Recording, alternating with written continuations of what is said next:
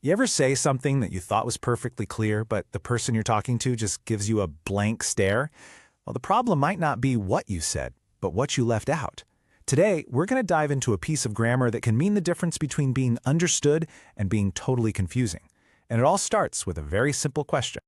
See, the heart of really good communication is just being specific.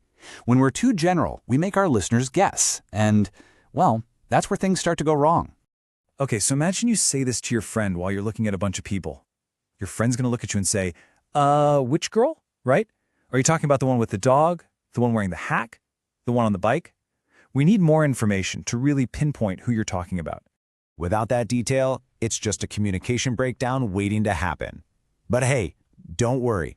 English has this awesome built-in tool that's designed specifically to solve this exact problem. And this amazing tool is called an adjective clause. Now, I know that sounds super technical, but trust me, the idea behind it is actually incredibly simple and really, really powerful. Let's just break it down for a second. You know how an adjective works, right? It's a word that describes something, like a red car. Well, an adjective clause does the exact same thing, but instead of one word, it uses a whole phrase with its own subject and verb to give us way more specific info. And here's something that trips a lot of people up.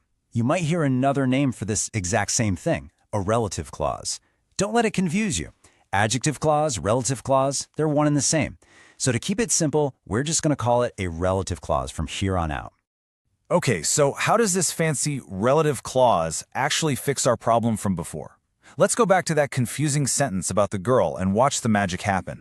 Boom, there it is. By adding that little phrase, who is wearing red, the mystery is totally solved.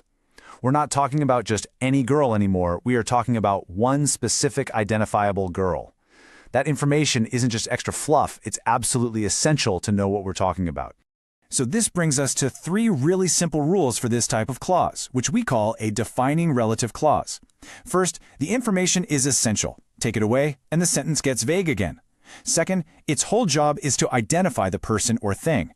And third, and this one is a biggie, you never, ever, ever use commas with it. All right, so that's the theory. But let's see how this stuff actually looks when it's out there in the wild. So if you look at this textbook example here, this language detective box just nails it down. It says we use who when we're giving essential info about a person, like an environmentalist is someone who looks after our world. And we use which or that for things, like air pollution is something that is dangerous. Simple, right? And then look, we see it used in the story right below. It saw a jellyfish that was swimming. See? It wasn't just any jellyfish. It was the specific one, the one that was swimming. That little clause is essential for us to follow the story. It defines the jellyfish for us. Now, I mentioned before that these defining clauses never use commas. And this is not just some fussy little punctuation rule. No. Getting this wrong can completely flip the meaning of what you're trying to say. Take a look at this sentence. This is a super common mistake. And those 2 little commas, they create a massive problem and change the meaning entirely. So remember how we said defining clauses give us essential information? Well, commas do the exact opposite. They're like little signposts that say, hey, this info in the middle here, it's just extra, not that important. So by putting commas in this sentence, you're suddenly making this huge sweeping statement about all people. Just look at this side by side. It makes it crystal clear. With the commas, the sentence means that all people are satisfied with their lives. And oh, by the way, they also enjoy their jobs.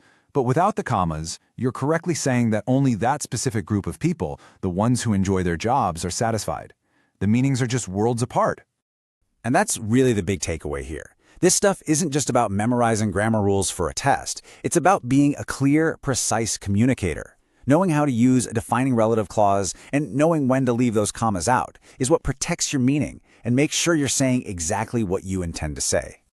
So I want you to think about your own communication, your emails, your reports, maybe even your text messages. Where could you add a defining relative clause to get rid of that fuzziness and make your message sharper, clearer, and more powerful? Being clear is a skill, and hey, now you've got one more tool in your toolbox to master it.